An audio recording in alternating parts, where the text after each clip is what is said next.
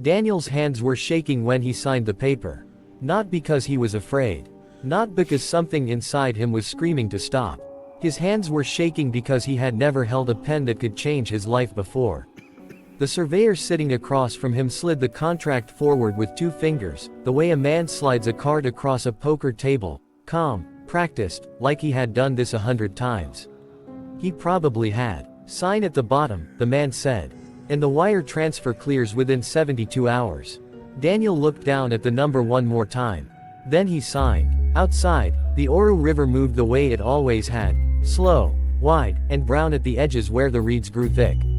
Children were playing near the bank.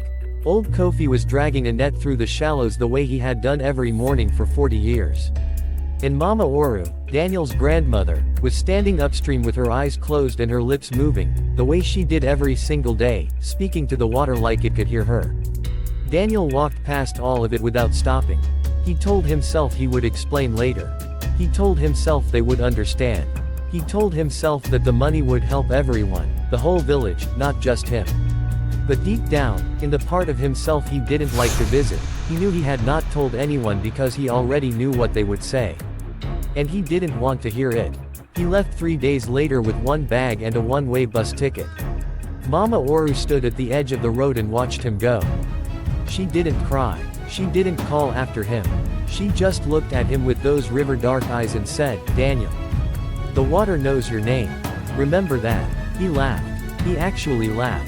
5 years passed the way good years do, fast, bright, and full of the kind of noise that makes a man feel important.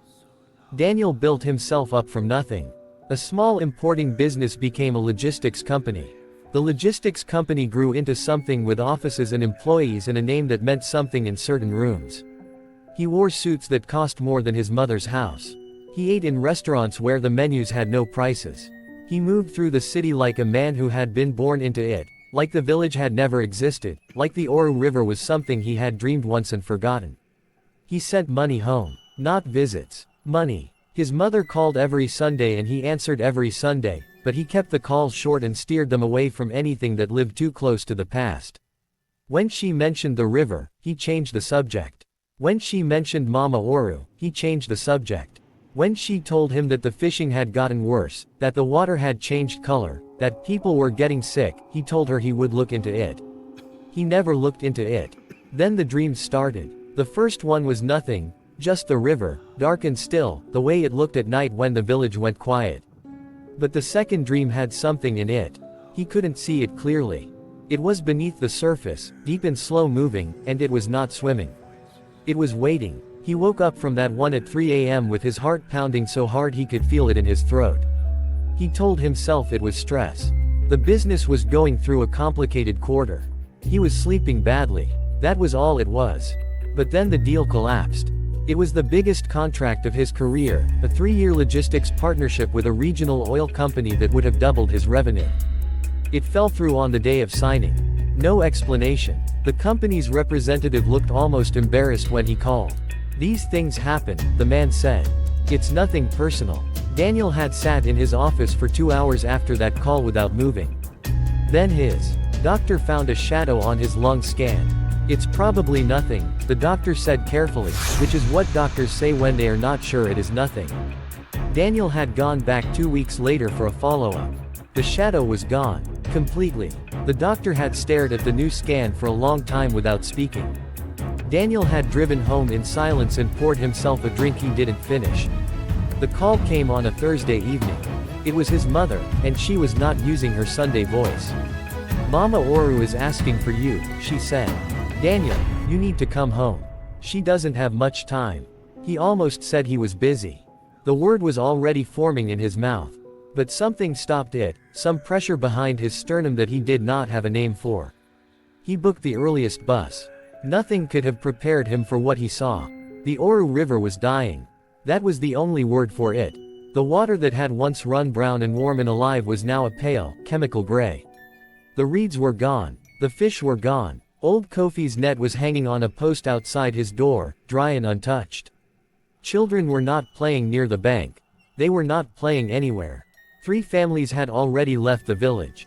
More were talking about leaving. The mining company had set up processing equipment half a kilometer upstream, and on certain days the smell came down with the wind and got into everything, the food, the clothes, the inside of the houses. Daniel walked through it all and said nothing because there was nothing to say. Mama Oru was lying in the back room of the family house, smaller than he remembered, her skin paper thin over her bones. But her eyes, when she opened them and found his face, were exactly the same.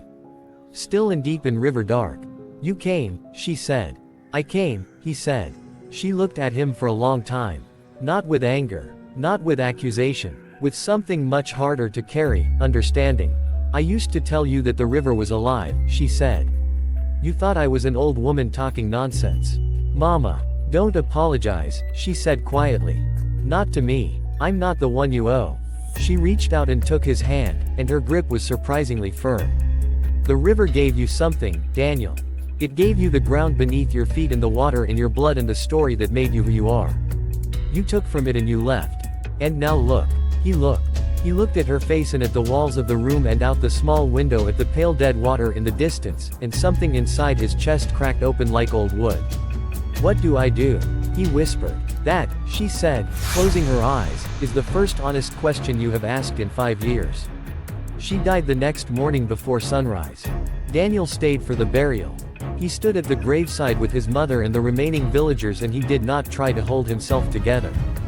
He let it come. The grief and the guilt and the 5 years of distance and the dreams and the shadow on the scan and the collapsed deal and the river and all of it. He let all of it come at once, standing in the red dirt of the village he had been so desperate to escape. That night he walked to the river alone. It was past midnight. The water was gray and still and smelled faintly of chemicals. He stood at the bank and he did not speak because he did not know what words were appropriate for what he was trying to say. He just stood there, in the dark, with everything he had done laid out in front of him like a debt written in a language he was only now learning to read. Then the current shifted. Upstream, against the natural flow, the water moved toward him. Just for a moment. Just enough to notice. Then it was still again. Daniel stood there for a long time.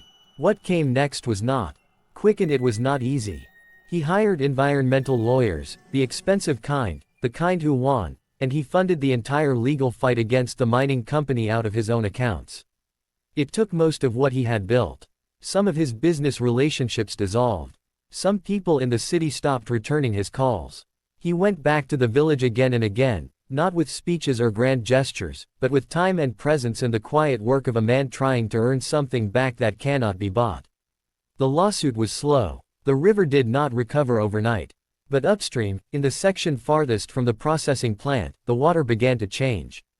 Just slightly. Just enough. The dreams stopped completely. Daniel never got a clean answer on what the river was or what it had done to him or whether any of it meant what he thought it meant. But he stopped needing one.